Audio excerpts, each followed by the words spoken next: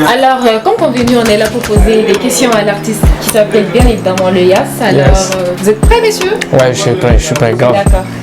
Alors, comment gères-tu la création d'une chanson, puis d'un clip, puis la promotion sur les réseaux? C'est un travail immense pour un artiste indépendant. Franchement, surtout dans ce milieu, déjà on en connaît ici au Niger, c'est un peu ça. Mais c'est ça qui fait ma motivation. Donc du coup, je me dis que franchement, c'est assez galérant. Hein. C'est assez galérant, franchement. Surtout dans le milieu dans lequel on est. Donc je veux me dire, comme j'ai quelques expériences, on va dire quelques mains touchées de l'audiovisuel, je faisais mes choses moi-même. Je faisais mes sons, la majorité de mes sons que j'ai fait, c'est avec un appareil. Donc du coup, c'est pas aller au studio. Mais finalement, les choses ont changé. Donc ça fait en sorte que je me dis c'est un peu compliqué dans le domaine, surtout la communication, ça se fait on va dire le storytelling. Ça même c'est assez compliqué, surtout si tu n'as pas les gens derrière toi. Donc j'étais seul, quasi à le faire. Donc moi je peux me dire que franchement c'est un peu chaud. Hein. Mais Dieu merci, ça a changé. Dieu merci, ça a changé. Ok, en tout cas merci pour votre réponse. Et voilà, maintenant parlons plus côté personnel. Ouh. Gang. Ok, pull up. Des chansons, j'aimerais savoir, y a-t-il une qui vraiment est particulièrement difficile pour toi ou émouvante à chanter en public et quelle est l'histoire? Bon, je pourrais dire le son n'est pas encore sorti, le son il est là. Ok. Franchement, le son est calé. On va dire c'est un son qui parle de galère imminente parce que je l'ai écrit franchement dans une période de ma vie où genre vraiment ça n'allait pas. Comme tout artiste quoi. Voilà. Son est quand vous voyez Marimbona. Jusqu'au point où genre avec des quand voilà banaya chez Bisa Moutani. D'abord Moutani. Je me dis que voilà, en vrai c'est le son de comment on appelle ça, Nohou. En fait le son Nohou Negba, en fait c'est un son qui me projette que franchement, moi en tant que garçon, en tant que jeune, voilà, c'est à peu près ça. Donc du coup, franchement le son m'intimide un peu, mais c'est un son qui touche, parce que le son vraiment, c'est assez motivant, c'est assez percutant. C'est vraiment très émouvant. N'est-ce pas? Je laisse à découvrir. Ok, pull up. Merci quand même. Parlons maintenant scène. Ok. Quelle est ta meilleure scène à ce jour à Niamey ou ailleurs? Et qu'est-ce qui a rendu ce moment inoubliable?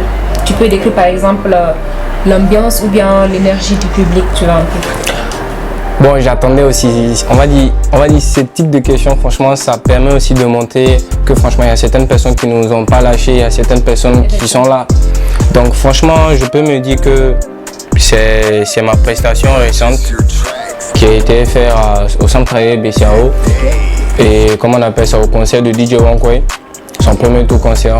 Donc là-bas ça a été, et franchement le public était accueillant, il y avait du monde, et aussi de la façon dont l'énergie dégageait, franchement je m'y attendais pas. Mais il y avait des gens qui sentaient ce que je sentais quand je chantais. Donc du coup franchement c'était trop ice. Donc je remercie DJ Wankwe, il se connaît, donc c'est calé. En tout cas, victoire à lui. Ouais. Maintenant parlons de la vie d'artiste. Ok. Dans le studio et la ville. Qu'est-ce que vivre et créer à Niamey apporte à ton art que tu ne trouveras nulle part ailleurs? Bon, franchement, c'est pour dire que voilà, ici c'est assez compliqué.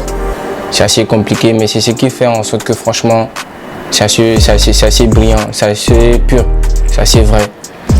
Donc du coup, je me dis que ici là, franchement, c'est un autre level. Hein.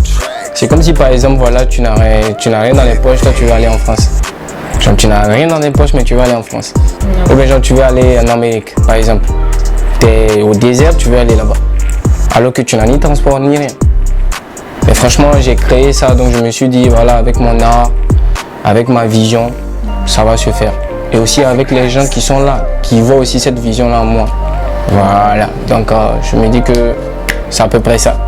J'espère que j'ai répondu. Hein? Effectivement. Ok. Maintenant, on avance toujours dans ce sens. Ok. Parlons un peu côté opportunité.